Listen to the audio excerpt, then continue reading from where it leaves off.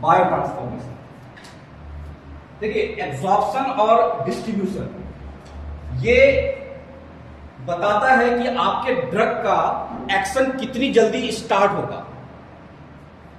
जितना जल्दी एब्जॉर्प्शन, वो ड्रग उतना ही जल्दी ब्लड में पहुंचेगा। जितना जल्दी डिस्ट्रीब्यूशन, वो ड्रग उतना ही जल्दी अपने टारगेट ऑर्गन पे पहुंचेगा। तो आपका ड्रग का एक्शन कितना जल्दी शुरू होगा, ये डिसाइड करेगा ड्रग का एब्जॉर्प्शन और ड्रग का डिस्ट्रीब्यूशन। लेकिन आपका ड्रग कितनी देर काम करेगा, उस ड्रग का ड्यूरेशन ऑफ एक्शन कितना होगा, ये डिसाइड होगा बायो ट्रांसफॉर्मेशन, या आप जिसको बोल सकते हैं मेटाबॉलिज्म एंड एक्सक्रीशन के थ्रू। तो शुरू का 2 ऑनसेट ऑफ एक्शन डिसाइड करेगा, और लास्ट का 2 यानी बायो ट्रांसफॉर्मेशन या मेटाबॉलिज्म एंड एक्सक्रीशन, ये लास्ट का 2 डिसाइड करेगा कि वो ड्रग आपकी बॉडी में कितनी देर एक्टिव फॉर्म में रहेगा और काम करेगा। ड्यूरेशन ऑफ एक्शन डिसाइड करेगा। क्लियर है? नाउ डिफाइन कैसे करेंगे हम बायो ट्रांसफॉर्मेशन को? सिंपल डेफिनेशन है कि ये एंजाइम कैटेलाइज्ड बायोकेमिकल ट्रांसफॉर्मेशन है ड्रग का। Bio transformation is enzyme catalysed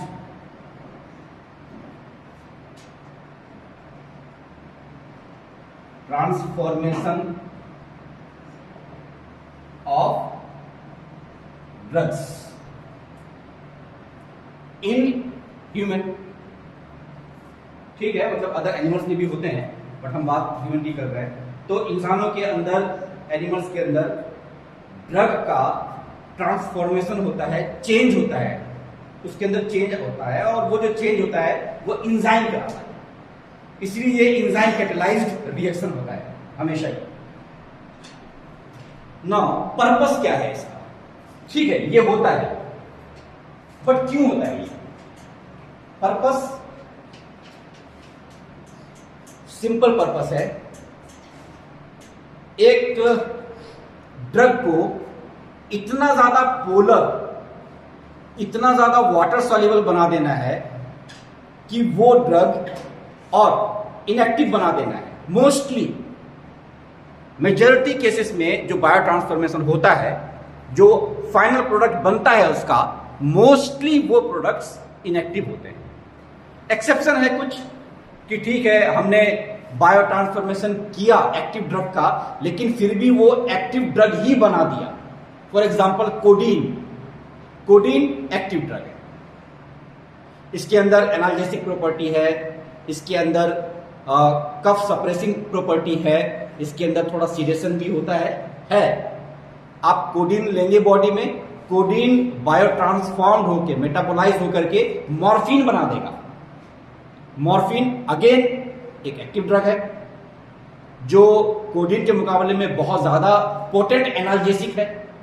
तो ये एक आध कुछ एग्जांपल्स हैं जो एक्सेप्शन है। अदरवाइज बायो ट्रांसफॉर्मेशन में आपको एक इनएक्टिव प्रोडक्ट मिलेगा। तो पर्पस क्या है? पर्पस है टू गेट पोलर और water soluble inactive product. Alright, हम ये बात कह रहे हैं कि एक्टिव भी हो सकता है, इसमें इनकार करने वाली बात नहीं है, बट ठीक है, हमारा ये है मेन मुद्दा कि हमको एक पोलर नेचर का वाटर सॉल्युबल केमिकल चाहिए लास्ट में। क्यों?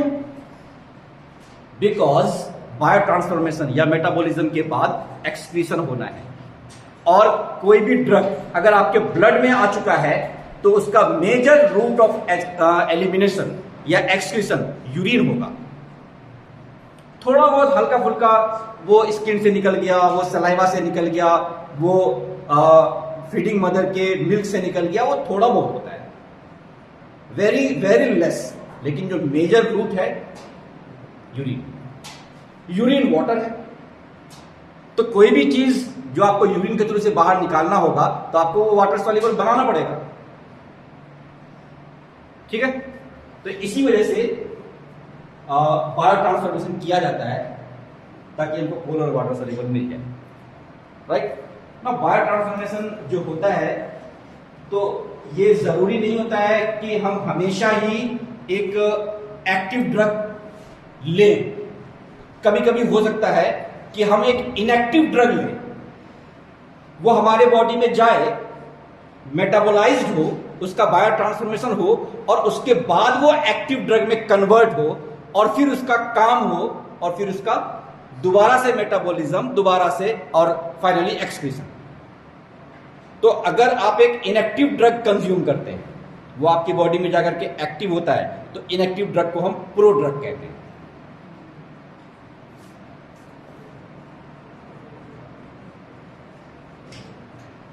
प्रोड्रग, प्रोड्रग में क्या है, एक इनएक्टिव ड्रग, इसका बायो ट्रांसफॉर्मेशन होगा और ये एक्टिव ड्रग में कन्वर्ट हो जाएगा। फॉर एग्जाम्पल लीवोडोपा, इसका एंजाइमेटिक मेटाबॉलिज्म होगा, डोपा डिकार्बोक्सिलेज एंजाइम, डोपा डिकार्बोक्सिलेज, और ये कन्वर्ट कर देगा इसको डोपामीन।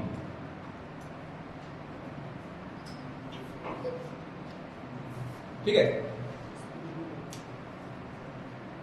लीवोडोपा आपकी बॉडी में जाएगा और उसके बाद ये ब्रेन में जाकर के, हाँ, जो बायो ट्रांसफॉर्मेशन होता है ना, इसकी जिम्मेदारी लीवर को दी गई है।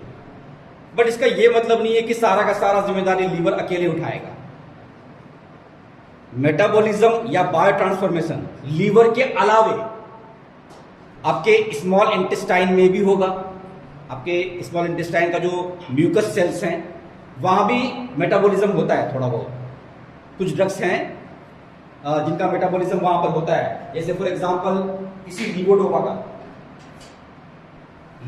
का जो मेटाबॉलिज्म है, पहली बार जो मेटाबॉलिज्म होगा वो स्मॉल इंटेस्टाइन के म्यूकोजल सेल्स करेंगे। सिर्फ यही नहीं, आपका जो ब्रोंकियल म्यूकोजल सेल है, रेस्पिरेटरी सिस्टम, ये भी कुछ ड्रग को मेटाबोलाइज करता है। For example nicotine. ठीक है, जो लोग सुट्टा मारते हैं, निकोटीन कंज्यूम करते हैं बीड़ी या सिगरेट के थ्रू से, आजकल ई सिगार भी आ गया है, तो निकोटीन आप इनहेल कर रहे हैं, वो आपका जा रहा है ब्रोंकियल एरिया में जा रहा है, वहां पर वो ड्रग पहुंचेगा, उसका मेटाबॉलिज्म वहां हो जाएगा। यानी मेटाबॉलिज्म के अलग अलग साइट्स हैं। किडनी में थोड़ा बहुत मेटाबॉलिज्म हो जाता है, थोड़ा बहुत मेटाबॉलिज्म हार्ट के अंदर हो जाता है, वो डिपेंड करता है कि ड्रग कौन सा है, उसको मेटाबोलाइज कहां होना है। लेकिन 99% मेटाबॉलिज्म लीवर में, ठीक है, लीवर के एंजाइम्स करते हैं। तो प्रोड्रग का कंसेप्ट समझ में आ गया। ये एक इनएक्टिव ड्रग होता है जो हमारे बॉडी में जाता है, उसका मेटाबॉलिज्म होता है और वो एक एक्टिव ड्रग में कन्वर्ट हो जाता है। For example levodopa which gets converted into dopamine. दूसरा एग्जाम्पल अभी हम लोगों ने कोट किया था कोडीन का, नहीं, कोडीन तो एक्टिव से एक्टिव बना दिया, वो प्रोड्रग नहीं है। प्रोड्रग में आप ये एग्जाम्पल याद रखिए, काफी है। तो कुल मिला के ये हुआ कि बायो ट्रांसफॉर्मेशन से 3 मकसद पूरे हो सकते हैं मेरे। पहला मकसद, एक एक्टिव ड्रग को इनएक्टिव में कन्वर्ट कर सकते हैं। दूसरा, एक इनएक्टिव ड्रग को एक्टिव ड्रग में कन्वर्ट कर सकते हैं। और आखिरी तीसरा, एक एक्टिव ड्रग को अगेन एक एक्टिव ड्रग में कन्वर्ट कर सकते हैं। तो बायो ट्रांसफॉर्मेशन में ये होता है। नाउ हम बायो ट्रांसफॉर्मेशन को मोटा मोटी 2 अलग अलग हिस्से में बांट देते हैं, 2 टाइप के रिएक्शंस में, 2 टाइप के फेजेस में। फेज बाय फेज ये चलता है, बट ये जो फेज बाय फेज चलता है, जरूरी नहीं है कि ये हमेशा फेज बाय फेज ही चले। यानी ये जरूरी नहीं है कि हर ड्रग को, कि ये जरूरी नहीं होता है कि हर ड्रग फेज 1 को पहले कंप्लीट करे, उसके बाद वो फेज 2 में जाए, इसके 2 फेजेस होते हैं, phase 1 reaction and phase 2 reaction.